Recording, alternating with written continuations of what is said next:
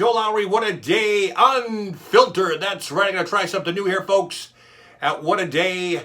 Usually I have my teleprompter up and all that stuff ready to go and tell you what I want to talk about. But today I'm going to do it unfiltered, which means it's undone and unhinged. And I'm just going to talk about whatever. So what do we want to talk about? Well, I know what everyone's talking about. This COVID-19, unbelievable coronavirus. What are we on our fifth week of quarantine here? Fourth week around there. I do the marker with St. Patty's Day. I remember the barrooms had to close on that day, and a lot of people were very, very upset and so forth. But, hey, no joke, folks. This coronavirus is a serious thing going out there. I know a lot of people out there, a very small amount of people out there think this thing is a joke or a hoax. But friends and family that I know work in the healthcare profession. I've seen the text messages, the emails, the updates. This is no joke. Hundreds of people are actually dying from this disease and this illness, this virus, whatever you want to call it at this point. But all I know is that it is very, very, very contagious. And so contagious that, yep, Governor Charlie Baker today did what he had to do, and he shut down the Massachusetts school system, public and private, for the rest of the remainder of the season. And hopefully they'll resume in the fall. They still have no direction, but as he said today, they are still battling with the surge, so all those questions will be answered. But for now, if you live in Massachusetts and you have school-age children, they're all done for the year, so homeschooling it is until the middle or the end of June. All right.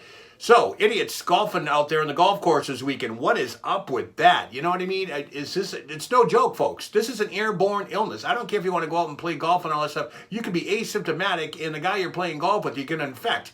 And, the more idiots I see at the supermarket, people congregating along the, in the parking lots, having a good time, thinking this is a big party. It's not, folks. This is the easiest way to stop a virus. I mean, how easy can this get? I mentioned this in my What a Day a couple of weeks ago. During World War II, they sent people off to fight and defend their country. We have the same ability right now to do. We're fighting off this virus. And what easier way? It doesn't get any easier than this, folks. Just stay the frig home. That's all you got to do.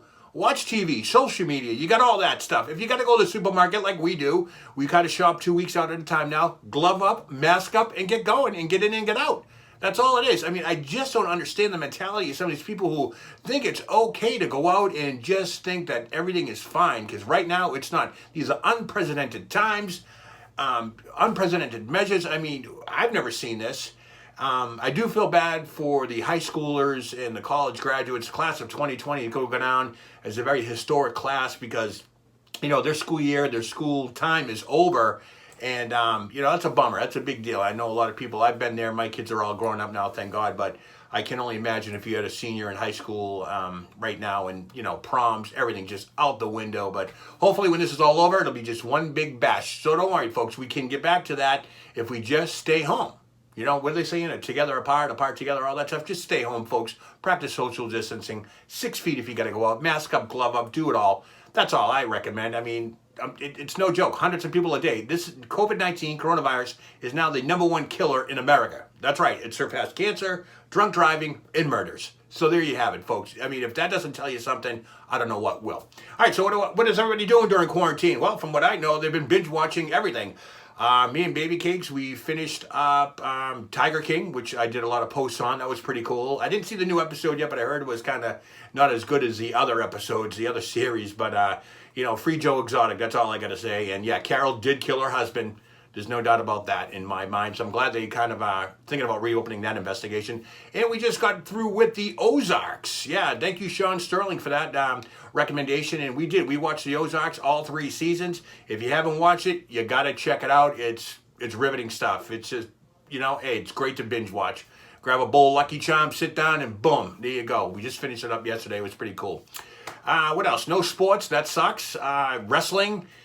That's changed. We all know I'm a big wrestling fan, as you can tell behind me. A lot of people ask me, hey, Joe, what's behind you? I got a lot of stuff behind me. I got a lot of wrestlers, a lot of meet and greets, autographs that you can see behind me. My mentor, Bill Apter, is right above me right there. He's a great guy.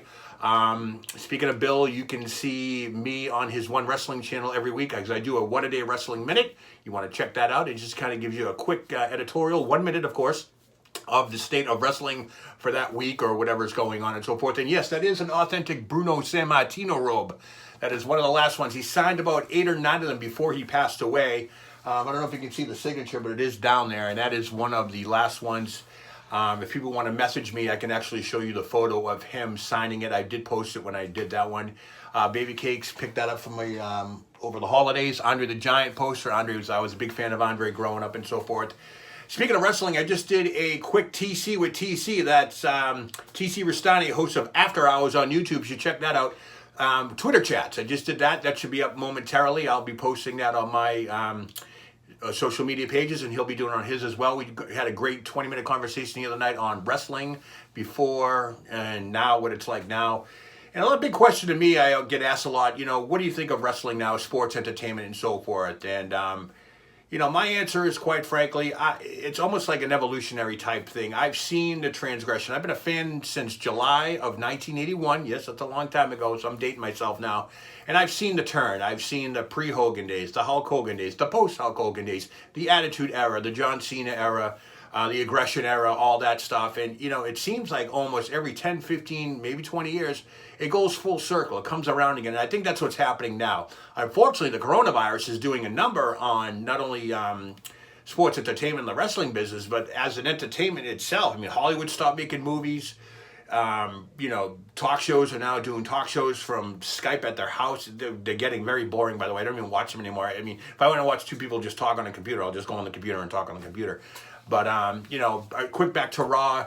Not a big fan of the empty arena matches, only being because, maybe I'm old-fashioned, but I come from the era where the wrestler / entertainer feeds off the crowd, and the crowd feeds off the wrestler, and a live crowd, I should say. And if they're not there, it kind of defeats the purpose. The dead air is killing me. Big fan of Charlotte Flair, and watching her wrestle last night. Chris Jericho had a thing on when WrestleMania was out telling everybody to turn the TV down and put music on and watch it. It's more bearable, and I might have to start doing that. But other than that, no sports. What are you going to do? A lot of people ask me on Twitter as well as Facebook, what's the number one sport you think will make its first comeback? And that's an easy one. Golf. I see golf is coming back. It's a socially distant sport to begin with. You won't see crowds at the golf course, obviously due to the virus and the pandemic and so forth, but you will see Tiger Woods taking on whoever. They are socially distant. When they tee off, they're away from each other. The only time I think they're close to each other is when they're walking the course, and that, of course, you can easily stay 6 feet apart.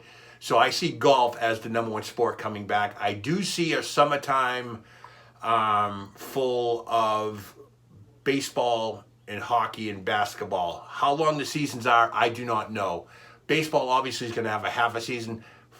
Basketball and NHL was almost, they were getting ready. Bruins had not even 2 or 3 games left, which means the NHL season was just on the verge of playoffs. So I think they should go right into playoffs now. I think they had enough points to even clinch before all that. So I would probably just pick up in the playoff mode. But you're going to see it. You're going to see warm weather hockey. You're going to see all the area sporting venues up and running, hopefully by July, hopefully August. SummerSlam's coming to Boston. I hope it's up and running by then, but you never know. What scares me, though, is a lot of colleges and universities, BU, one of the first universities in the States to cancel classes in the fall, and they're not going to pick up till January. So that's kind of dangerous there. I don't even want to go there, but this pandemic is real, folks, and I just hope that maybe someday we can all get together and have one big party. But until then, we're going to have to stay home. We're going to have to stay 6 feet apart. We're going to have to practice social distancing. The world is changing every day, and this pandemic is going to change the world pretty much forever, I think.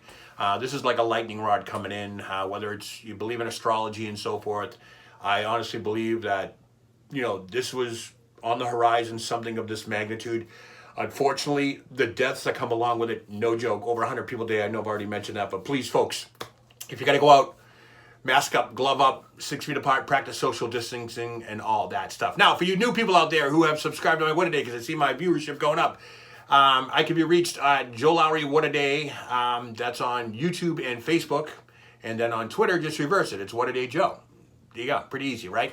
And I try to do things a couple of times a week, as well as my What a Day Wrestling Minute, which is every Thursday. That can be seen on Facebook, Twitter, and as well as Bill Apter's OneWrestling.com YouTube website. All right, that's going to do it for you, folks. I've yapped long enough.